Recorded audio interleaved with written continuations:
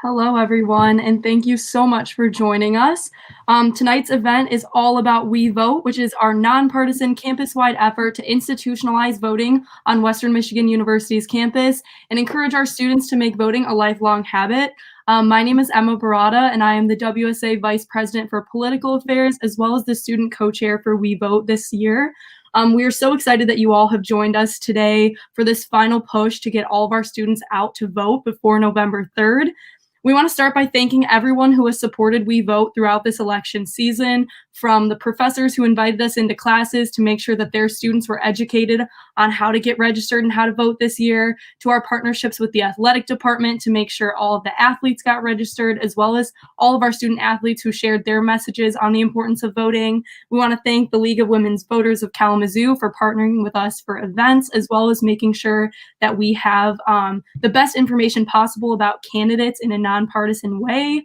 A thank you to our clerks for supporting us and making sure we have the best possible information to pass along to students. And finally, to everybody in the WMU community who has already voted in this election, especially to students.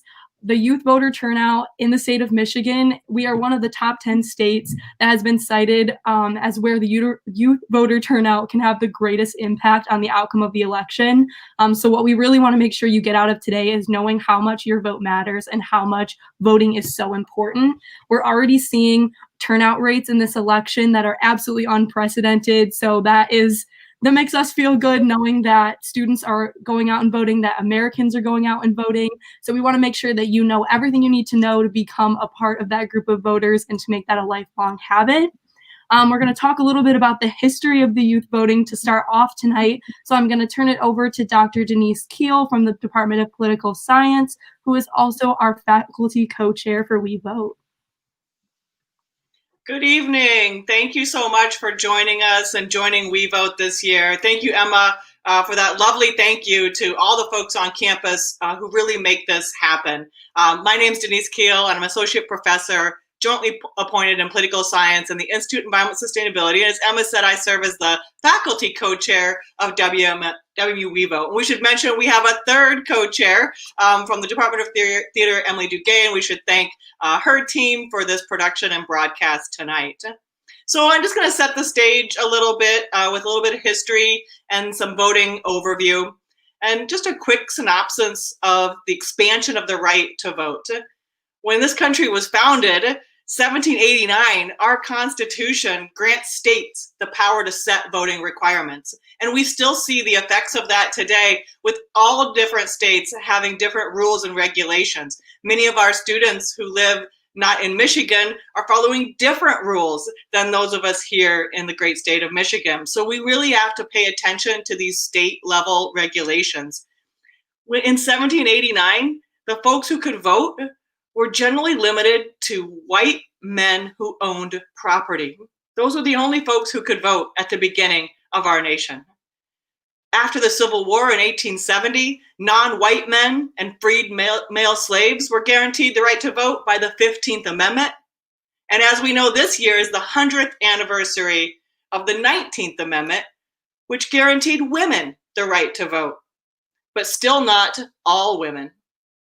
In 1924, Native Americans were granted citizenship and the right to vote. In 1964, the poll tax is prohibited from being used as a condition for voting in federal elections by the 24th Amendment. And in 1965, protection of voter registration and voting for racial minorities is established by the Voting Rights Act of 1965. It's been a struggle for many to expand our most basic right, the right to vote. Perhaps most important to this panel today is the 26th Amendment, passed in 1971, almost 50 years ago now, that lowered the voting age from 21 to 18. Shortly after that, a Supreme Court case upheld students' rights to register and vote in the towns and cities where they attend college if they so choose. This removed a big barrier for students that were away from home and at college to be able to cast their vote where they live.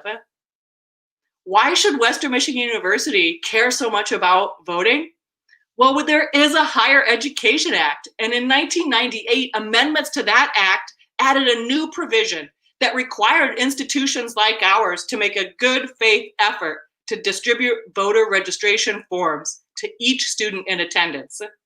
As you can see, We Vote takes that mission very seriously, and we've evolved from passive distribution of registration forms to the active, nonpartisan campus organization dedicated to not only registering, but educating WMU students on the process and importance of voting through panels like this. We Vote was founded in 2014, and we really got our steam right before the midterm election in 2018, and have been a campus-wide organization with faculty, staff, and students ever since. Now let's talk a little bit about the shape, what this electorate looks like. Emma made a couple good points just a minute ago. Young people could wield significant political power. The shape of the electorate is changing as the demographics of the United States shift. Baby boomers and older generations, those who are ages 56 and older, their vote share has decreased from 7 in 10 back in 2000 to fewer than 4 in 10 eligible voters in 2020. As Gen Z enters the voting population, 33% of the youth vote, age categories 18 to 29 for the youth vote, 33% of those folks are eligible to vote for the first time in 2020. 40% of the overall electorate this year is under the age of 40. These are huge shifts in the demographics of our country and our voting eligible population. But this all only matters if the youth actually vote. In the modern era, only about 60% of all eligible voters exercise their right in any presidential election year. That turnout has huge variation by age. In the last presidential elections, nearly 70% of those over the age of 45 are voting. Nearly 60% of those over the age of 30 are voting, yet only about 40% of that youth vote, ages 18 to 29, voted in the last two presidential elections in 2012 and 2016. Midterm elections turnout's always lower, but the age trends indicate the drop is largest for the youth vote. Instead of that 40% in a presidential election year, only 20% of youth vote comes out in a midterm election year. Now, the times they may be a-changin', as Emma has already indicated, and 2018 was a recent promising exception to this low youth turnout. In comparing 2014 to 2018 midterm election, millennial turnout nearly doubled.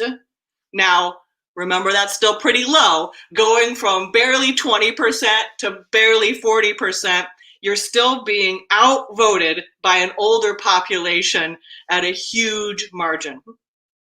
But we do see this same trend of increasing youth vote here at WMU.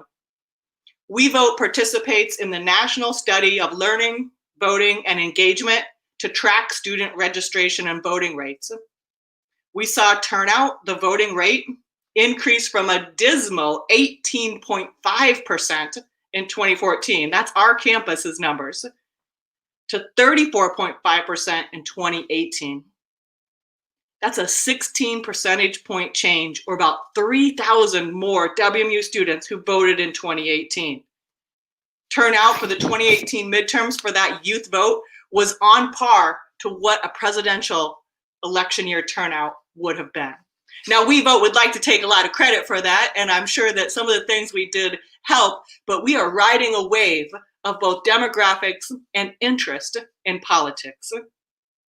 As Emma noted, tracking some of the early voting, it's difficult right now, right, to compare, given the greater emphasis on mail-in voting this year due to the pandemic.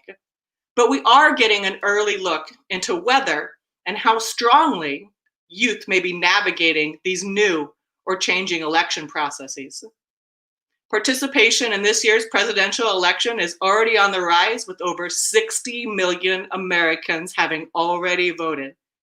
And in that early vote is a surge of youth voters. Given the percentage of eligible voters in the youth cohort that I just outlined, their vote could play a major part in key states determining the presidency and control of the US Senate. From Tufts University, that's the folks who run our national learning study that WMU participates in, the researchers that run that study found right now in Florida, North Carolina, Maine, Minnesota, Pennsylvania, and Michigan, early votes cast by youth have already exceeded the 2016 margin of victory in that state's presidential race. All of this data continues to highlight that youth interest and participation in this year's election is at historic levels as a rising generation of young people seek to act on their power to drive political change on issues they care about. Student interest is high, but so are some of the barriers. As we wait on our special guest to join us here tonight, we might think about what some of those barriers could be. As students, we often see changing addresses 2 to 3 times a year. In Michigan, motor voter is our law. You're voting where you live. Your driver's license changes every time you change that registration. Some folks might argue the students just, maybe they just don't care. But I don't think that's the case. And I don't think the students that are going to be here with us tonight think that's the case. Instead, there are barriers to their participation. And We Vote seeks to fulfill that role, to provide that education, that institutional support. Getting into the voting process is difficult, especially for the first time. Again, 33% of this electorate is going to be a first-time voter. That's huge. And if you haven't done something before, there are opportunity costs. We don't know how to get registered, where our polling places are, and now add a pandemic on top of all of those experiences. So our role in We Vote is to educate how to actually fill out that ballot, make sure you're registered, and make your vote heard. Emma, do you want to talk about our panelists now, or should we wait? Yeah, I can give a brief introduction of our panelists. So joining us tonight, we have panelists representing all different student organizations, both at the undergraduate and graduate level, which we're very excited about. So tonight we have Matthew Skrenak, who is representing the Graduate Student Association. He serves as their Director for Advocacy, Legislative Affairs, and Outreach. We have Abby Macharolo, who is representing the Ad Club, as well as one of our organizations within the College of Engineering and Applied Sciences, so 2 academic colleges represented for her. And then lastly, we have Elizabeth Netcher, who is representing the Higher Education Master Student Association. So these students represent groups all across campus who all have a common interest in making sure that you go out and exercise your right to vote. We're really excited that they could join us today. Right now, we're just waiting a few minutes to have our special guest join us. But thank you to Dr. Keel for giving us that nice background on voting and a little bit of an idea of why the work that We Vote does is so important and why it's so important to vote. I mean, thinking about those barriers, you can really see that I've said many times in other events, if voting wasn't so important, they wouldn't make it so hard for you to do it. So people wouldn't try to take it from you if it wasn't important. So make sure you're exercising that right. We will talk a little bit later about all the different ways you can get to do that. So we're just kind of giving an extra second. I'll let you pop back in. Well, let's outline how the rest of the night is going to go for our audience out there. Hopefully you're watching us live on We Vote's Facebook and YouTube. So the outline for tonight, after this little overview, is we are waiting for our special guest who's going to come give us a big GOTV, Get Out the Vote shout out. And then we're going to run a panel style with these students, and I'll moderate a discussion around a lot of different questions, their experiences voting this year, why they think it's important to vote, what barriers they're experiencing. So I kind of gave you some hints there. We'll see if any of the research matches up. with what our students are actually experiencing in this category of the youth vote. And then we'll talk a little bit about what maybe is on the ballot that is really important to students this year. How you can be encouraging your friends. I was polling my own class, and I'm only at 75% of my class that has already voted. So even I have some work to do in getting out the rest of my own classes to vote. So we'll talk a little bit about, what you think we could be doing to encourage and help friends vote, and a little bit about questions. And then, of course, We Vote is not just here in election years, folks. We are a year-round, 24/7 organization. There's lots of work to be done about civic engagement and institutionalizing these practices on our campus and learning about our student populations that goes on the whole rest of the year. So even though you see us most of the time when we're leading up to these big elections, I do know that we are on campus doing this work all the time, reading through task force reports and learning best practices and training ourselves and really working to make sure that we all are on the same page. So there's always a push. We are, as of tonight's broadcast, 1 week from Election Day. I know this is going to be recorded, so I try not to date it too much, but we were very tired after this. One thing I would like to say as well about this particular election, we're not probably going to know the results that night. And so we've been adding to our messaging from We Vote, and you've probably seen this nationally from League of Women Voters and other organizations, that we really do need to give the time and space for democracy to actually happen. And with all those mail-in votes that Emma and I talked about flooding in, Michigan doesn't start counting those until the day of the election. So it might going to take a while, folks. So please, you want it to be correct. So I think that we are very excited now to be honored to welcome our very special guest, Lieutenant Governor Garlin Gilchrist is with us for a special message on the importance of voting. Welcome, Lieutenant Governor Gilchrist. We're so excited to hear from you. Thank you. And hello, We Vote. This is really exciting. I got the wrong colors on. Unfortunately, today I would have my Western colors on, but it's all good. I'm so frankly proud that this event is happening. I'm proud of your organization, how, as you just said, is there all the time. And while it might feel like it's a little more active when it comes to election season, you recognize that the work of helping people realize their political power and potential never actually stops. But during this election season, we have a unique opportunity for us to have our power felt in a way that we never have before, at a scale that we've never had before, when the stakes are never higher than they have been before. And so, on behalf of myself, of Governor Whitmer, I just want to thank you for the work you've already done to participate in the political process. I believe that this election, we are going to see more people voting in Michigan than ever have voted in the history of elections in Michigan. And that's in part because 2 years ago, we made it easier to vote in Michigan than it ever has been, easier to register to vote than it ever has been, because we believe in Michigan that more people participating in the political process results in both a better process and a better set of outcomes. Because when more people are at the table makes better choices and makes better decisions. And right now, y'all, we need all hands on deck, whether it's dealing with this pandemic that has upended everything in our lives. And I want to, just say that, a policy failure has led to some of these challenges that we're dealing with the COVID-19 pandemic, whether it is the economic calamity that's happened as a result of that policy failure.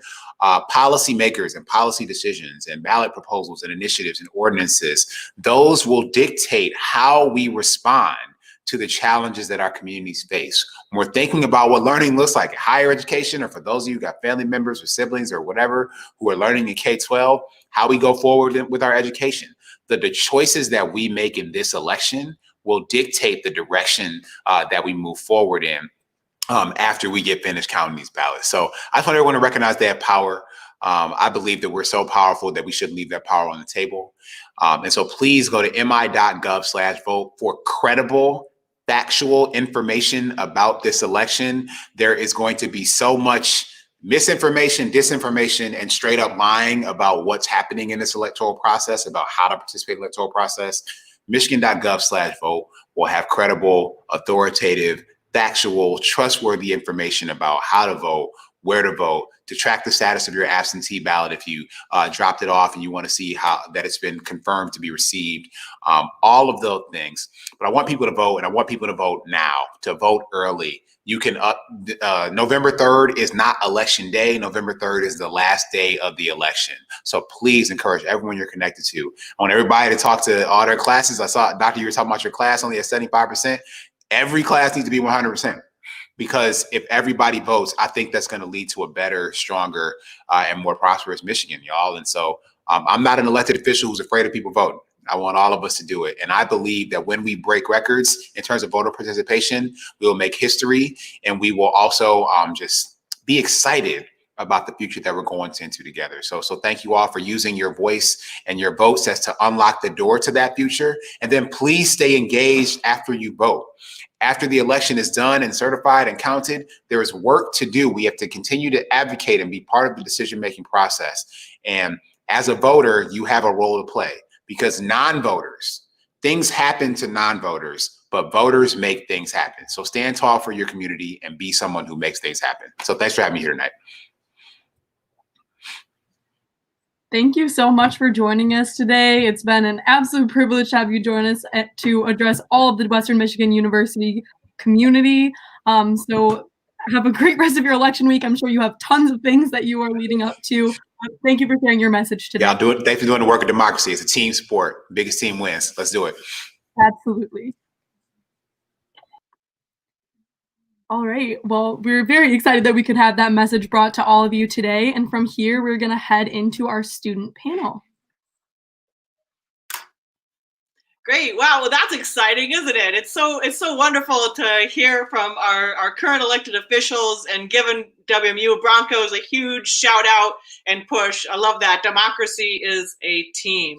So we've already sort of introduced our panelists. Maybe you just want to give a quick reminder of who you are as we go around. And I see our production team has a great graphic all set up for this. So again, right, we are seeing this historic turnout already, and we know that students' interest is high, but there might also be some barriers to voting. And so I'd like to start with just the idea of what's been your experience voting this year. Hopefully you've all actually already voted, and we don't have to admit to Lieutenant Governor Gilchrist that we're not at 100% yet. What's been your experience voting this year? And we can just do this sort of round robin, and whoever would like to start.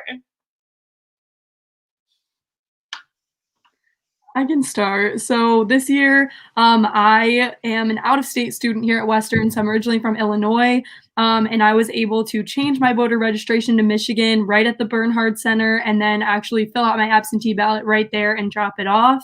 I would highly recommend that method to any student who lives on campus, or anyone who lives in the jurisdiction of the Kalamazoo City Clerk's office, just because it was such a fast process. They were able to use my student ID to verify my address and everything like that. So definitely saved me a lot of time, and was just definitely a convenient way of doing it. I can go next. My name is Abby. I'm from Ad Club at the College of Business, and Sunseeker at the College of Engineering and Applied Sciences. And this year, what I did was I voted absentee. My family lives on the east side of Michigan. I'm originally from the east side of Michigan, and I wanted to vote where they're from. So I requested a ballot back in the primaries in beginning of when it was March, February time.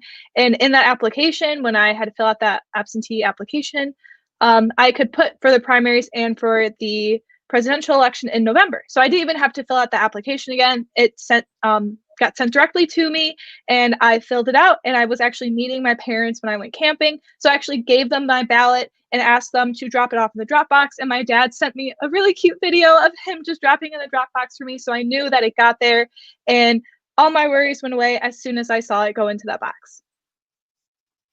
Great, thanks. Elizabeth. Perfect.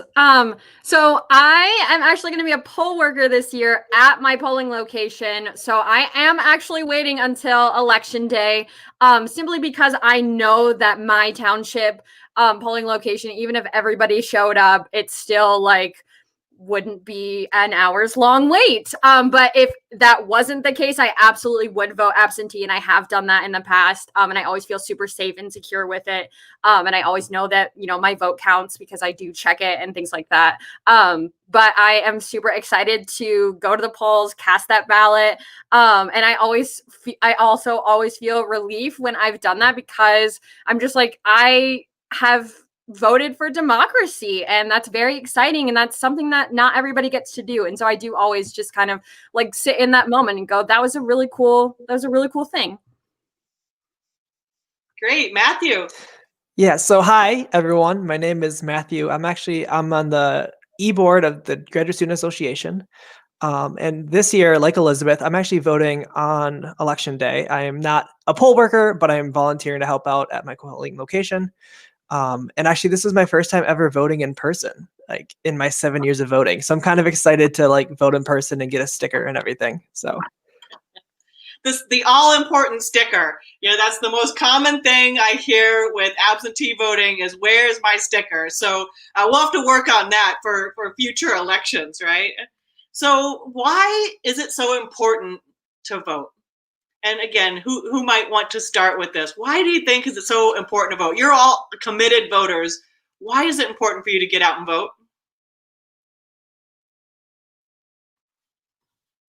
You're also being so kind. I see Elizabeth wants to get in there. Yeah, I'll start. I think voting is so important, because it not only shapes like the future of our country in that like big moment way of like president and senators and things like that, but you also have these really small races too, that like sheriff is really important.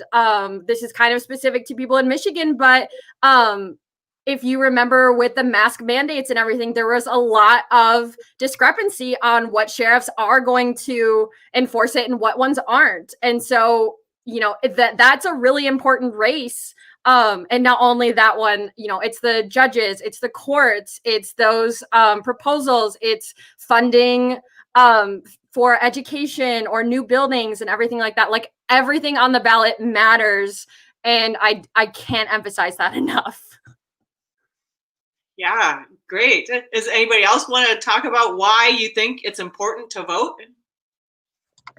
I just wanted to piggyback off of her and talk about that there's not only positions, but there's also proposals, I believe is what they're called. So there's 3 really important ones on the ballot this year that talk about our state parks in our state, and also talk about, I don't remember the other 2, I'm not gonna lie, but they're super important. And so it's not only just the people that you're voting for, but it's also things that are going to happen and that will get passed. Back in 2018, the legalization of marijuana was on the ballot, and that is what made it legal in Michigan. So it's not just people, but it's also these proposals that are super, super important that can change our state for the better or for the worse.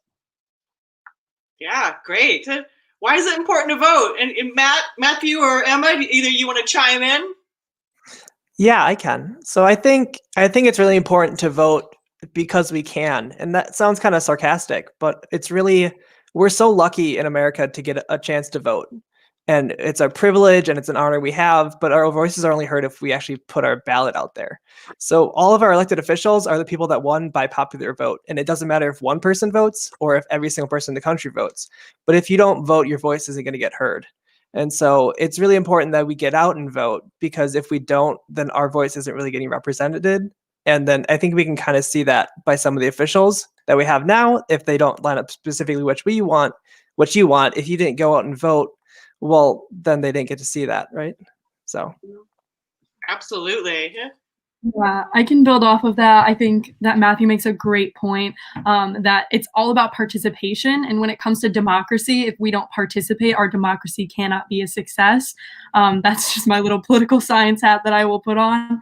But in addition to that, I think why voting is important to me now, and I think to so many students right now, is that we are doing so much to influence our country. All of you and so many young people are, they're going out in the streets. You're writing a letter to your representatives, you're calling them, you're making sure that you're being heard. But this is arguably the most important way you can make yourself heard, because while your voice is so important and your works are so important, that system and that bureaucracy that can sometimes be the most frustrating part about government, those numbers are what matter to the political officials, and that can be really frustrating. But at the same time, like, you making sure that you are one of those numbers and that you're being counted is what gives you that leverage to keep reaching out to those people, to keep fighting for the causes that matter to you, to keep making your country look the way you want it to. And the last point I'll make about that is, how Dr. Keel mentioned, there's not a lot of representation of millennials and young people in government right now. And, originally the right to vote was only afforded to white men, and that's who we see represented in government. So if you look at that and you see that as a problem, it's about you voting for people who represent you and that you identify with. Yeah, great answers, everyone. And, like you're saying, there's lots of ways to be civically engaged. Voting should be the easiest. Voting should be the very, very first step that you take.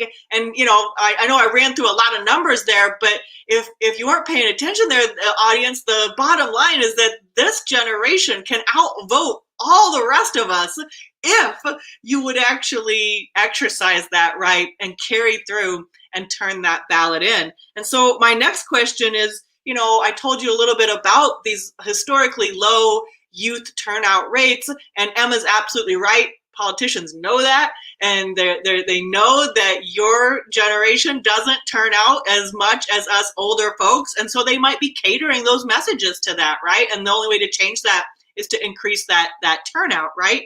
So there's this historic low turnout voting from 18 to 29, and I'm wondering from your perspective what you think some of the barriers are. Why is that turnout so low, and what are the barriers that you think you or your friends and colleagues experience in trying to vote?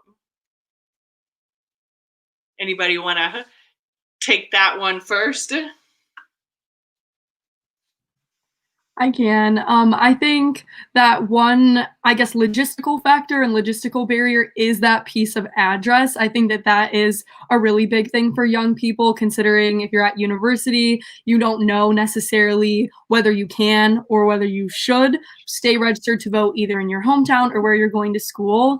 But one thing that I think has been a major cause of historically low voter turnout among young people is that government doesn't feel immediate to us. Like, when we're going out in the streets and we're doing things and we're taking action, it kind of feels like you're waiting for those politicians to catch up. And that can be super frustrating when you're like, we're doing this work on the ground right now, and why aren't these people doing it too when we elected them? So I think that speaks to the importance of needing to get out there, because I think now more than ever, young people see how immediate the impacts of government and policy are, and that even though it might take a long time for those policies to be enacted, the outcomes start the day after they're enacted, and they affect all of us, even if you're not paying taxes, even if you're not working in your full-time job. As a college student, there's so many policies that affect us, and depending on who you are, there's so many policies that affect you on a daily basis. So I think we feel right now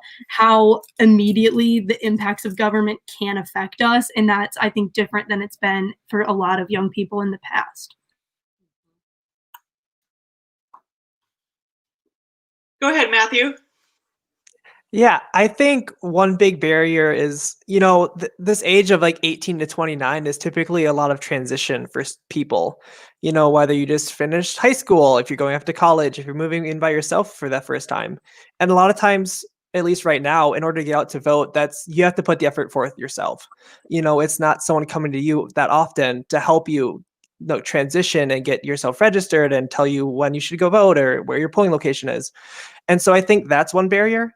And then also just like the more like maybe not during COVID as much, but like if you can get off of work for that day, if you can get away from your family, if you've got that time to go out on actual election day, to go and vote if you don't know how to vote early or if you don't know how to absentee vote, and that can be a big issue. So.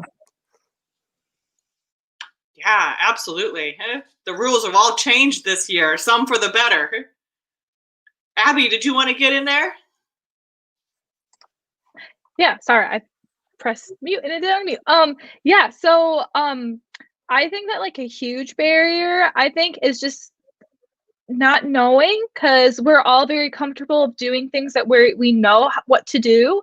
I know I was super scared to vote for the first time, and even to register to vote, because I knew I would have to vote absentee for almost every election that I voted for, and I didn't know like if I could register online first and then still vote absentee, and then I later learned that I couldn't do that, so I had to like go in, and it was also like this whole like I wanted to do it by myself. I didn't want any help, but I also quickly realized that I didn't know as much as I needed to. So I had to do a lot of my own research. I had to ask a lot of questions.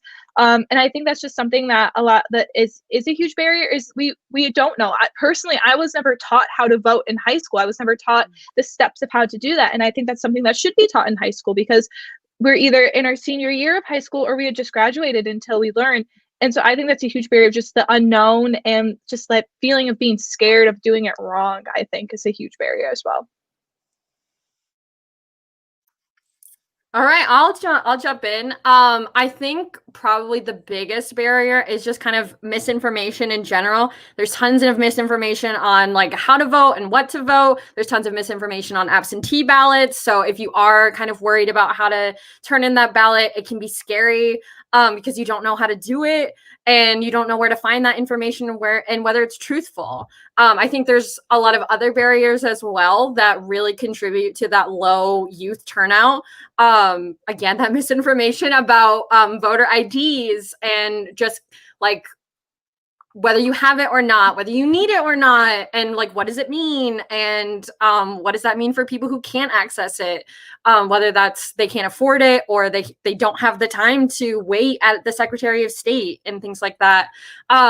As Matthew kind of mentioned as well, their election day here in America is not a holiday. So people do have to work, and that can be really detrimental because there are a lot of people who cannot afford to take even just an hour or time off to go to that polling location and do it. And then there's also the new issue kind of long lines at these polling locations. And what does that mean for voters? I know I personally can't stand in a 12-hour line. I don't have the time to do that. But that's what we're seeing right now. And it's really disappointing. But I'm hoping that we can make more changes to voting to make it easier, because it is important. Yeah, those are all, just so you know, you're hitting all the highlights of the research for those of us that actually look at these things. And just the point I'd like to drive home again is this idea that, you know, a lot of folks think, oh, youth aren't voting because they're apathetic or they just don't care. And that really has not been the case in the research. And that's not what I'm hearing from all of you. It really is because we get overwhelmed by a new process. All of this registration, all of these rules. So I'm so glad all of you learned how to do it. And I'm also hearing something else we see in the research. Young people really, you actually hold yourselves to a pretty high standard when it comes to casting your ballots. And so, Abby, I really appreciated your answer. Like, okay, once I see that, now I want to do a good job. I want to make sure that I am educated on all of these issues. And that really, that says a lot about our youth's character, I think. That one of the reasons that you might not vote is because you don't feel like you're educated enough to do so. And that's, again, why organizations like We Vote exist. And you guys have already talked about it a little bit. There are a lot of things on that ballot besides president, even though in a presidential election, we do get caught up in that. You've talked a little bit about some of them, and that's some of the reasons why you vote. But which down ballot races or proposal, is there something on your particular ballot that you think is most important this particular election, and why? And I know that Matthew and I talked earlier. I think he wants to maybe take a stab at this one. Yeah, so I think for me, and something I'm pretty passionate about is those school board elections. I know for us college students, like local school board doesn't seem that important, but that's like, especially this one in Kalamazoo, it's a 6-year term. And also it's not a partisan ballot. And so that there's no like Democrat, Republican, Libertarian to kind of point you towards the direction of the person you might agree with most. And so if you don't do your research, you can elect people that maybe don't want to put in the policies that you would want in your local community, and they have massive impact. I think one story, so I went to undergrad in Wisconsin in a city called La Crosse, and they implemented a busing system. The school board did this, and what they did is they bused students around to different schools so that it wasn't as much of like all the privileged kids in one school and then kids from lower income families in another school, but they mixed it around. And what they found is all the students performed better. No students performed worse, but the city didn't exactly like that. There was a big election. A lot of the school board members got voted out, and they got rid of the busing system. And as soon as they did, all of those students from the lower income families, their test grades started going down again when they were forced back into the same schools. So this can have massive impacts on this like community, on the students. And it's one of those things that easily gets forgotten, but it's a massively big term and it makes so much difference. And sorry, that's all. Absolutely. Some of you talked about the reason you voted was some of the down ballot things. What's really driving that for you this year?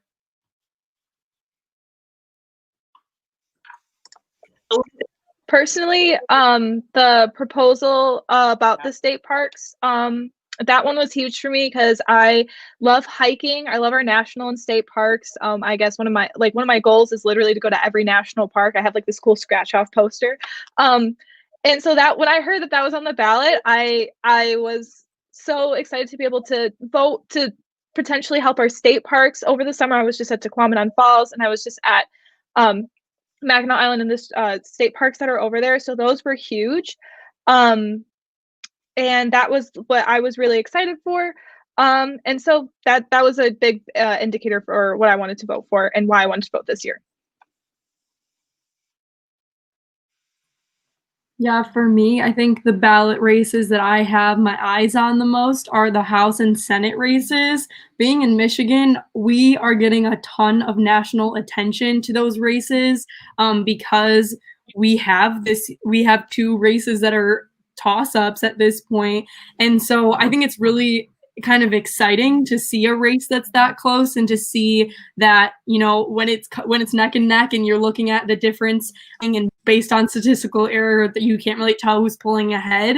I think that does really cool things because you really see how the election processes work and how people from all over the country are rallying around these areas. I think being in Kalamazoo and knowing our House district represented in Congress, that district has been one that's consistently had a national eye on it. So it's really know that sometimes I feel small, we get a lot of attention in our elections and that we are a city that gets that national promotion. It makes being a part of a democratic process and a part of an election really exciting, and it makes it feel a little bit bigger than us, I think.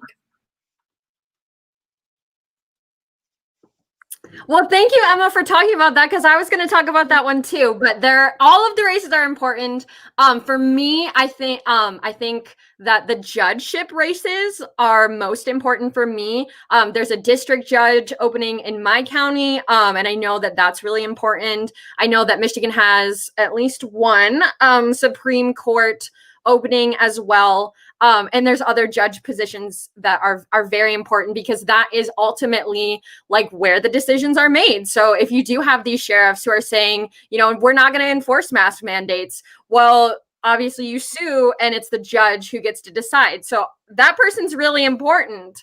And then I would also like to draw attention to races that I feel like people kind of ignore, and that would be Board of Trustees for most state institutions.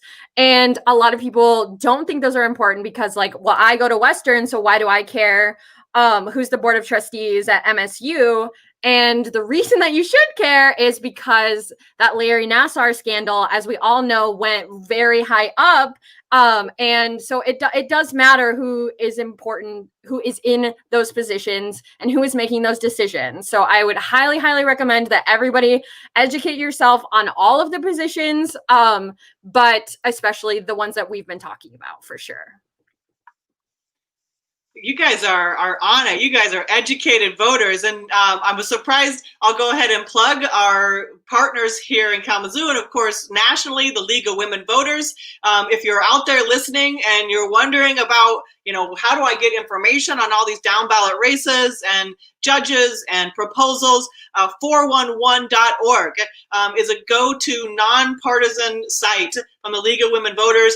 They ask candidates in each of those races all the same questions, and you can do a side-by-side comparison of candidates, and they'll lead you to nonpartisan information and educational resources about all of these things that these students are bringing up. There's vote411.org. Thank you, League of Women Voters, for that incredible resource that we have. It's online. There used to be paper guides. It's all online, folks, so you can go there. So I'm wondering, you guys are passionate about this, and you've really given a lot of great reasons about why it's important to vote and your experience and what's turning you out on those down ballot issues.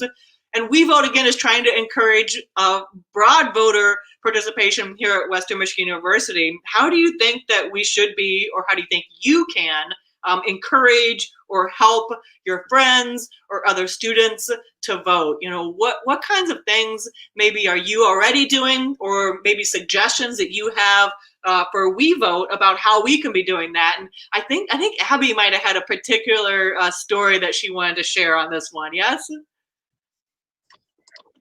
Yeah, so I think I've been bothering my friends every single day for the last month about if they're planned to vote. I ask everyone that I know as soon as I see them, if it's the first time I've seen them, socially distanced from, I'm asking, like, do you have a plan to vote? Like, that's the first thing I always ask. So making sure they have a plan, because I didn't know this till last year, but I didn't think about it. But November 3rd is the due date for your ballot. It's not the day to do it. It's the date that it's due. And so I like to turn everything in early. So that's why I was like, okay, I'm going to vote absentee, get it in early. But in the primaries, I was really trying to get my roommates to vote, because a lot of them were registered back at home, and they didn't get one on the day. They didn't have a ballot. They didn't do absentee. So I told them, like, you can get registered in Kalamazoo. I can drive you, I can take you, I can help you, I can do whatever you need. So being there, offering rides, giving them the information, helping them through it, because they might not know. So just physically being there for your friends to get them to vote is huge, and that can go a long way, because it might just be another vote, but it's another vote. Their vote counts. And also just encouraging them and letting them know your vote matters. Get it in there, and then help them as much as you can. Yeah, I would really echo what Abby said. I think anyone who knows me and who's in WSA knows that I have been harassing and pestering everyone since the beginning of the semester. But to Abby's early point that she made earlier about how sometimes voting can feel kind of scary and it's unfamiliar, I say don't go to the polls alone. Grab a friend, grab a couple friends, and go together. Wear your masks, of course. But I think it can make it easier to walk into an unfamiliar situation knowing that the two people next to you are in that same situation. So, you're getting more people's votes counted, but I think it also gives you a little bit of a comfort factor of knowing your friends are beside you.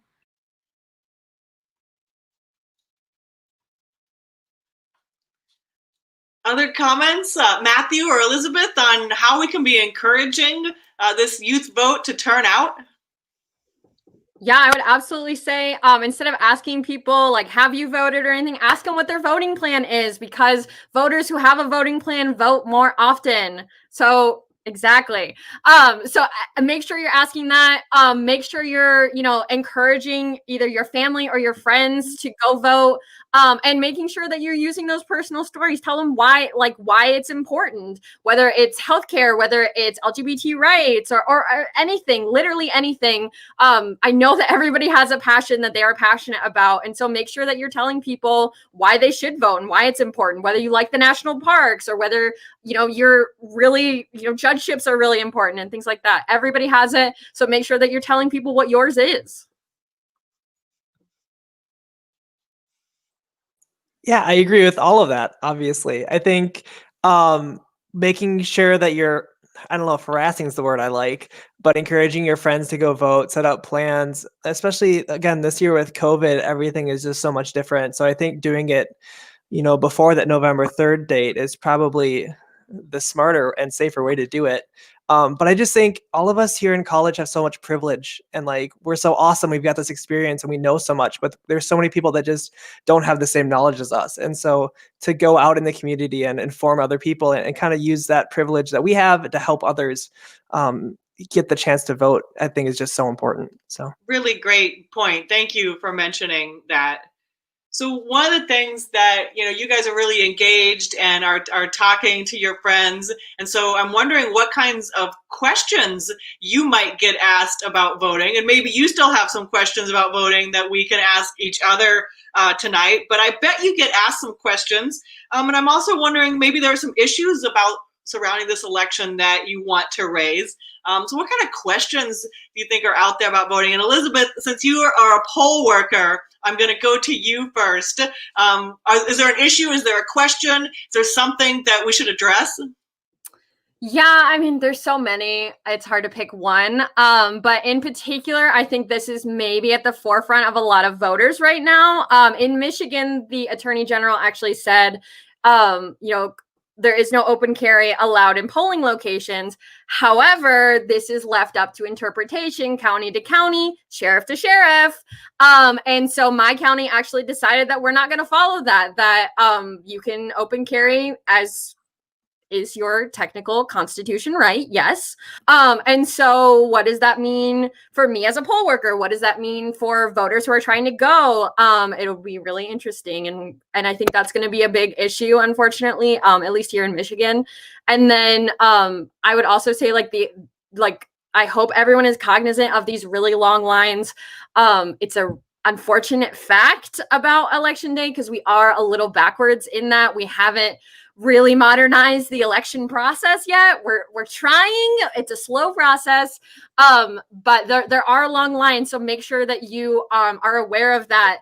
If your county or state or anything has hotlines or basically like voting wait times that people are checking, that make sure that you're also checking so that you know what maybe is the best time to go. But again, it's important to have that voting plan. So make sure we're not waiting until the last minute because this is important. So let's make sure to be proactive.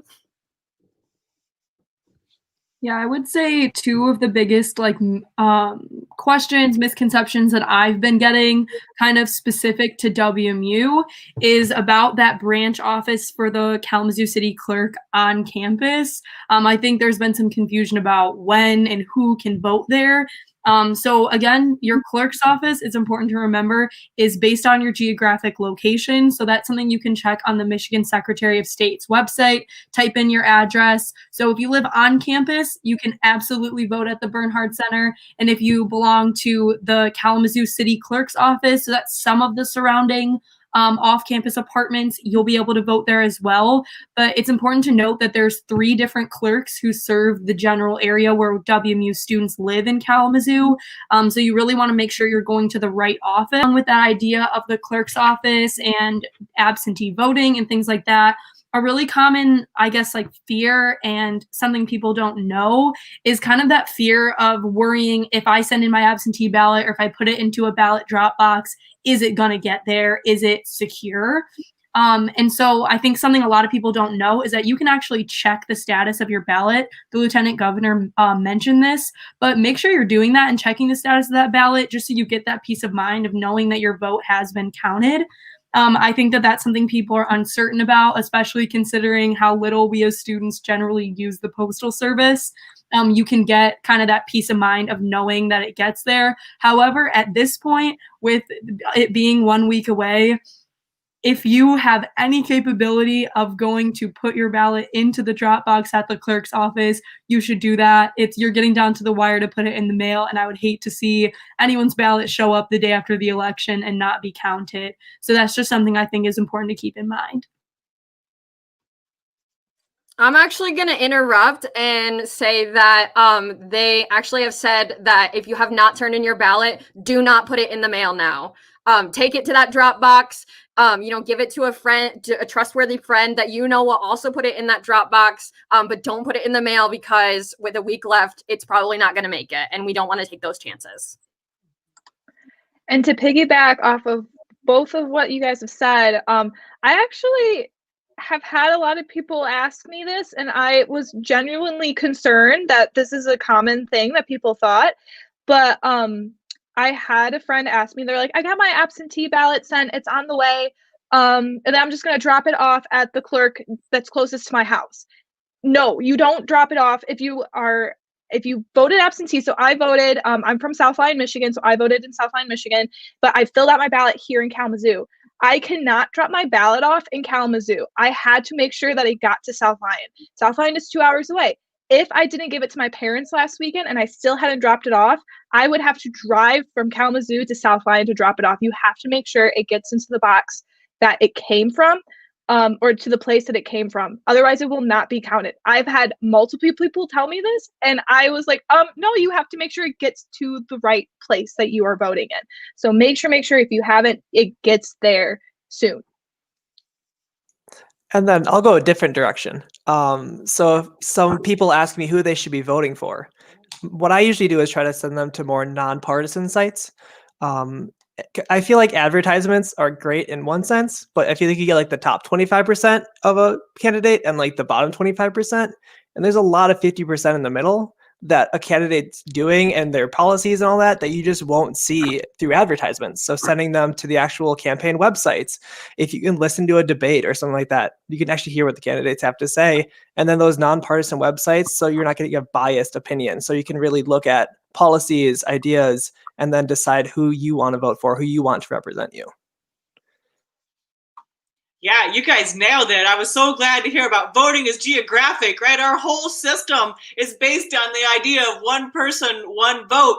And we have districts and there's a whole geographic arrangement there. And you really do have to be careful about that. And I heard you talking about it as one of the biggest barriers too, right? Because what's happening is you're changing your address or you're changing your driver's license. We see that in the student population when turning 18 to 21 and the drinking age, and then that address reverts back to some home address that you haven't lived in 3 years, and that's where you're registered. And so you really do need to be checking that and getting in and voting early and making sure, thank you guys for saying that, it's going to the right place. And absolutely, on We Vote's site, there's a ton of voter education resources.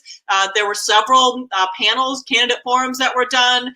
There's a Kalamazoo County housing proposal that you can go to and see a forum that was done on that with a student. Please go visit wmich.edu/vote for a ton of really good voter resources and for all those links that these students are mentioning about how to find your clerk, not just any clerk. Thank you, Abby. Your actual clerk where you are registered is what you need to make happen in this final push. And going in person now really is the best option if you feel well and safe and able to do that. I think we have time for one more question if you guys are willing to hang out for just a little bit, because I do want to ask you, we're so focused on election day, and I do want to just let everyone know we should be thinking about this as election week. I really like the analogy of it's the due date. And so the due date is November 3rd. And when papers get turned into me, you don't get them back for like a week, right? So it's going to take maybe a while to count all those votes. And so I just want to make sure we're managing those expectations. But even Lieutenant Governor Gilchrist said this, this is a year-long sport, folks. It's in the news. It's all we're paying attention to right now. And so I'm really wondering how you think you're going to remain civically engaged, even once this election is over, right? I mean, there's a broader sort of idea here about not just voting in this election, but becoming a lifelong voter. We know that voting is habit forming. Once you start, you're going to be a lifelong voter because you've overcome those barriers in the system. But what is your advice, or how are you planning on maintaining your civic engagement once this election's over? And I'll open it up, whoever wants to tackle that one. I can start real quick. This is actually something that I have personally, I know I've been lacking. Up until this election, I voted and that was it. But through the last, like, since basically the beginning of COVID, I've realized that our voices matter so, so much. So after this election, I plan on staying super engaged in politics and trying to keep up with the know, especially with through political and nonpartisan news. I think that's super huge to make sure that I'm listening to the facts and listening to everything that's real, and doing my own research as well. If I see an article that looks a little fishy, doing my own research in that as well, and making sure that if I do see someone that shared an article that's not factually correct at all, reporting it, getting Twitter, Facebook, whatever to take it down, because I don't want fake news to be going around. Basically, I think that's huge. And also myself just learning how I can stay more engaged as well, on top of that.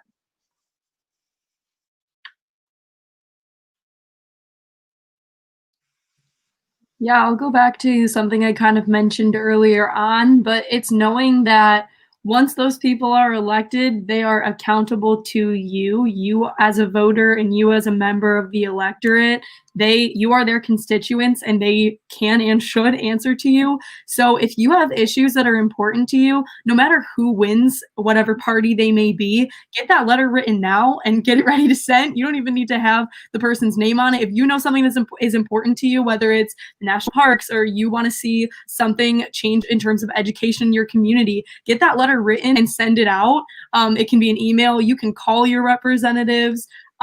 Know that they are just as accessible to you as they are to anybody else, even though you might feel you might be a college student. And the other thing that I think we have a unique, I guess, power in as a college student is that a lot of us do have 2 or 3 communities that we identify with as home.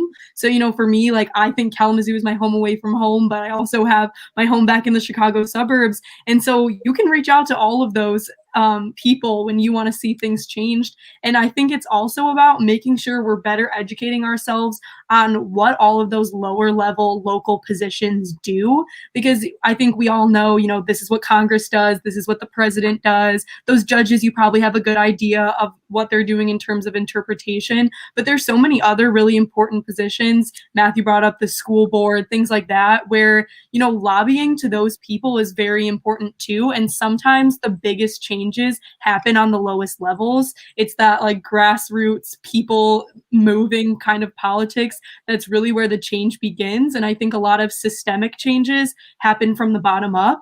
So know that by starting at the bottom, even though you feel like this is such a big problem and I want to topple it from as high up as I can, sometimes doing it in your own community first is the best way to make that change happen.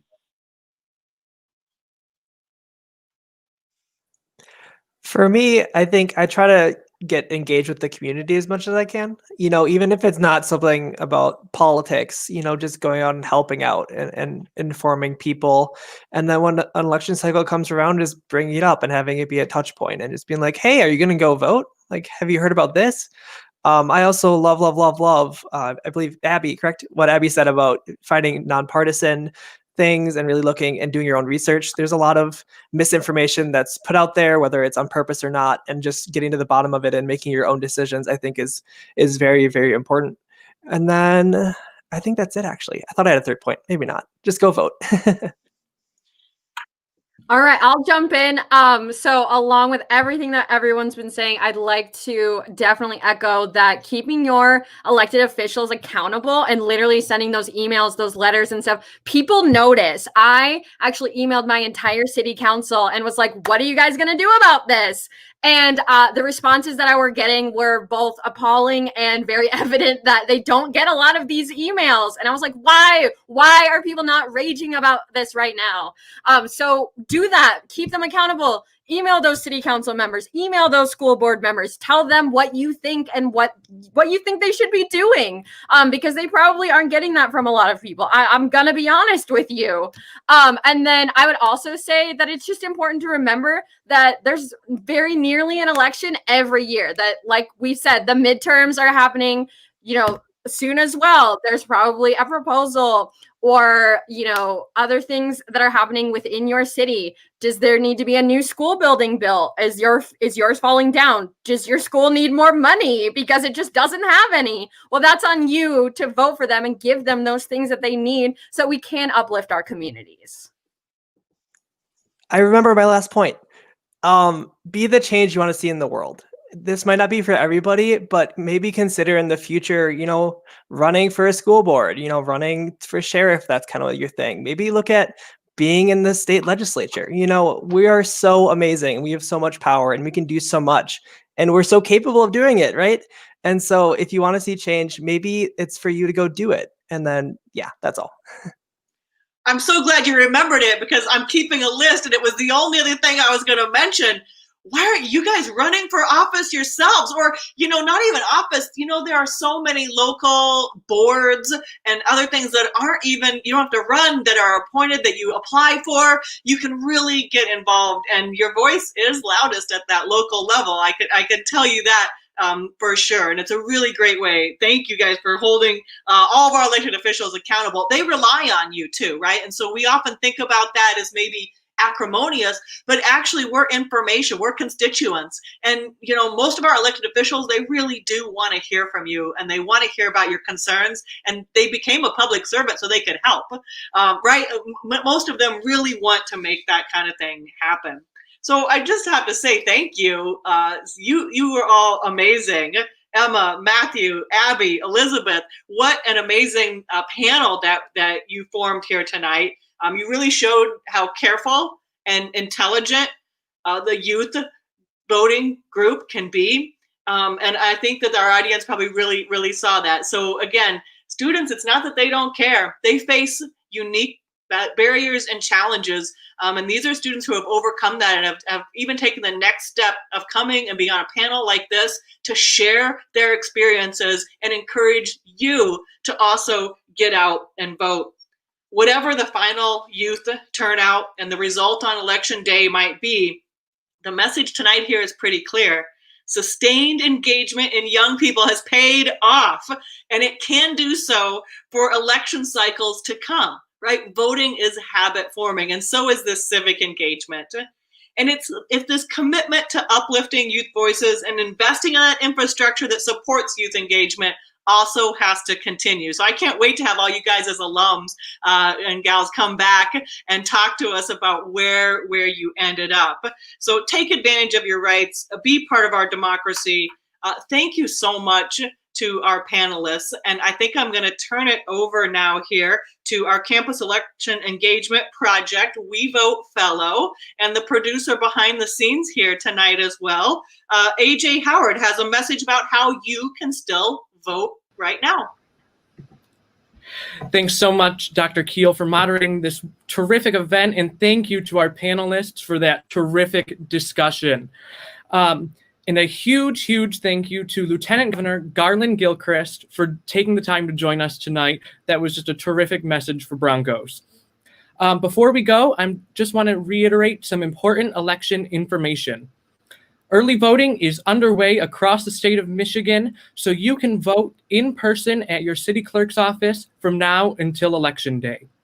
Kalamazoo residents can utilize the satellite clerk's office located at the Bernhard Center to register and vote in person. If you are not yet registered to vote, you still can do so in person at your local clerk's office through Election Day, and you will need proof of residency. If you still have an absentee ballot, be sure to return that as soon as possible, either by directly giving it to your city clerk or by putting it in a secure drop box. Although We Vote is suggesting to personally deliver that ballot, you can technically still put it in the mail, but just keep in mind that that ballot must be at your clerk's office by Election Day in order to be counted. We are really suggesting that people vote early this year to avoid long lines or any unexpected circumstances on Election Day. But if you do choose to vote on Election Day, the polls will be open from 7 a.m. to 8 p.m. You can find your polling place at michigan.gov/vote.